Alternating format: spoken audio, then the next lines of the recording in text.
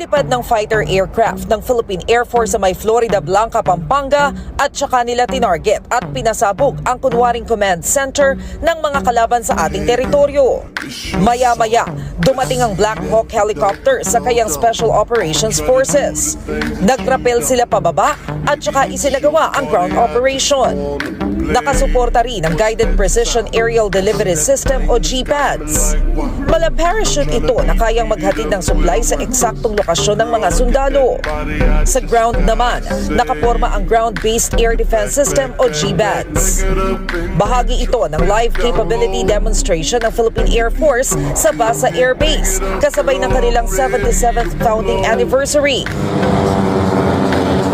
Pagtitiyak ng Air Force, handa silang protektahan ang bansa laban sa anumang banta.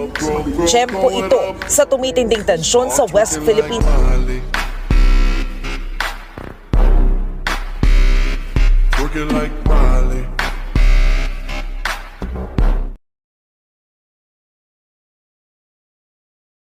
Binantaan naman ng China ang Pilipinas na huwag makisawsaw sa nangyayaring tensyon ngayon sa Taiwan.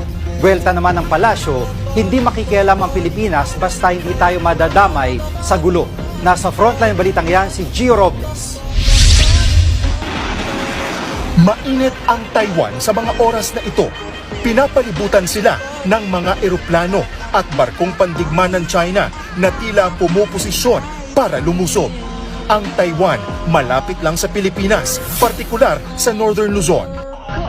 Babala naman ng China sa Pilipinas, huwag daw tayong makisawsaw sa isyu ng Taiwan. Tila nagbabanta pa ang tono ng China sa pagsasabing ang sinumang nakikipaglaro sa apoy ay masusunog.